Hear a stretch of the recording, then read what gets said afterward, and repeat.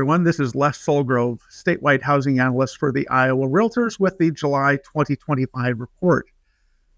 The single-family home sales data for the month of July is a little bit mixed. What we're seeing right now is inventory continuing to climb. In fact, we're almost 14% above where we were this same time a year ago, sitting with 4,550 listings coming on the market for the month of July alone, and 3,341 homes closing in the month of July. And you'll notice that the closed sales percentage is down almost 1.5%. So what that tells me is that the real estate market is slowing just a bit. We've probably been feeling that in the industry here the last 2 or 3 months, but in particular, July seemed to be one of the little bit slower months. And I think we're setting ourselves up maybe for a little bit more activity as we move through August and September, which is very typical for the real estate market. Median sale price is up just 1% year over year. And that's almost a good thing because as particular buyers are out there looking for homes on the market to buy, the one thing they want to see is stability in the real estate market, the feeling that they're not maybe being outpriced or the prices aren't being outpaced with their ability to buy. Obviously, if we could see interest rates coming down here in the near future, that would certainly help as well. But being fairly level is not a bad thing in the real estate market as far as home buyers are concerned. As far as the condo townhome inventory, again, something very similar. We're seeing an increase in inventory the month of July with 609. That's almost, well, it is 16% more inventory than we had a year ago.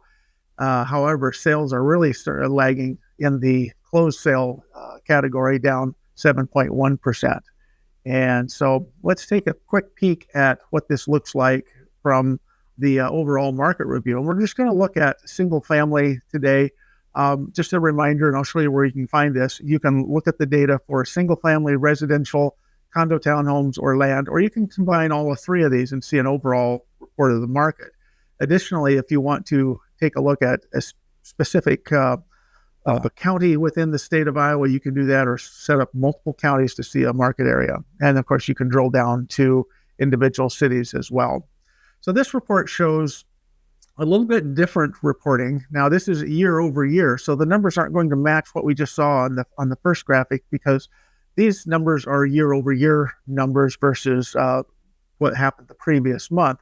Median sale price year over year is currently $255 when compared to the same time last year, and that's showing a 2.4% increase from year over year. However, again, here's that drop we've kind of seen over the last month. We went from 260 down to 255. The closed sales, again, are also dropping off. And this is what really feels kind of a little weird in the real estate market. When we start to see sales slow down, is when we start to see closed sales slowing down. The pace of the market has been pretty consistent, around 11 to 15 days on the market. And that's not an unheard of thing, especially when you compare it back to December and January, when we are basically in our slowest period of time. You can see that we were in December 34 days on market, January 35, and then once the real estate market kind of woke up for the spring market, it dropped right down. So 11 to 15 days on market for this market this last couple of years is pretty common. Home sales are staying within about 2% of list price as well. So home sellers are coming down just a little bit or being negotiated down. However, we're not seeing the at or above list price received like we saw during the COVID years. New listings, again, the same kind of thing. We're seeing that new inventory coming on year over year. We're up 4,456 listings for the month of July, and that's up 13% over last year. In fact, we were sitting at 3,929 homes on the market a year ago in July. So again, that feels really good for us, but it's we also like to see some of those homes go under contract a little bit faster since we have so much more inventory. So we're currently sitting today at 9,079 listings. Again, that's up 7.5% compared to a year ago when we were 7,684, and 2.8 months of inventory, which equates to the amount of time it would take if no new listings came onto the market. This is the amount of time it would take to sell all of these 9,079 homes that are on the market. We're selling at a pace of just 2.8 months. Now, that equates to a seller's market, which means we still have more buyers than we have sellers into the marketplace, but it's continuing to kind of increase the last 2 or 3 months. So again, the balanced market is somewhere between 4 and 6 months, and we're currently sitting at 2.8. So it is definitely favoring these sellers right now. As far as overall county statistics across the state, we're going to start off here with, again, looking at the end of month inventory. We're sitting at 9,079 homes on the market.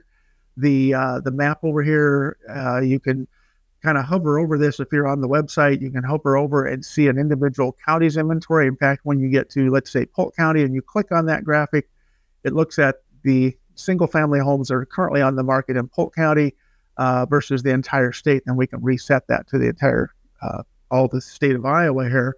But besides the major metro areas, we're seeing Clear Lake area and the Mason City area up there, Cerro Gordo County, 244 listings. The Cedar Rapids and Iowa City markets both with almost 500 in the Cedar Rapids market and almost 600 for Iowa City. Quad Cities are also holding their own for inventory. And then, of course, the southwest part of the state, Pottawatomie County, which is effectively Council Bluffs, for crying out loud. That's the number. I get when I get flack for that one. All right. And then Sioux City, 182. Looking at some of the other data on here, let's go ahead and take a quick look at how many new listings have come on the market in the month here in each of these counties. Again, 808 for the Des Moines market. Sioux City's got about 117, and then over here in Dubuque, 98. Quad Cities down here are also increasing. One thing that you can do as well on this particular graphic is if you wanted to kind of zoom in and see what the top several, like the top 5 or 6 were, you can zoom in and click on that, and you'll see that it pulls up by ranking who the top counties are in the marketplace here. So Central Iowa is right there, Ames, Iowa, 121, and Boone County, 55. So let's go back to all counties and go back up here to closed sales across the state. Now, whenever you see this graphic and you see a white spot, that's not an error in the system. That just means that particular county did not record any closed sales in this particular category in the month of July. So Adams County and Davis County, neither one had any closed sales. We're at 3267. And one cool thing you can do is if you ever wanted to go back and look and see kind of what was happening in the previous month. So this is July 2025. You can come up here and go back. There's 3702. So we definitely saw a slowdown from the month of June to July. We go back to May, we're 3566. So we were kind of on the increase in the month of May to June, and then July slowed right back down. So let's get back here to July 2025 and finish up this show with the median sale price. This is the one that's probably most looked at. It's what are homes selling for on a countywide level. Median pricing. And again, you can look at this information on this previous graphic here by going to cities or counties, and you'll be able to see the individuals. But back here to the counties, let's just zoom in here real quick because I wanted to show you one thing is Dickinson County up here, up in the northwest corner of the state. This is obviously the Iowa Great Lakes with Okoboji and Spirit Lake up there. 522,000 is the median sale price for Dickinson County. And as we kind of look down through the rest of the state, let's go ahead and zoom back in on those. Dallas County comes in second at 425, and Alameda County up here, $380,000 is a median sale price. Sometimes when we see a county kind of like Alameda up here, where we click on that county alone, and we see that information. Let's look at how many closed sales that encompasses. So 380,000 is the median sale price, but that was comprised of 5 sales. So let's go back to the all counties, go back to median sale price. And the map is also set in sort of a heat map setting. So the lighter the colors, the higher the sale price, the darker the colors, the lower the sale price here. So median sale price in Ringgold County, for example, is 85,000.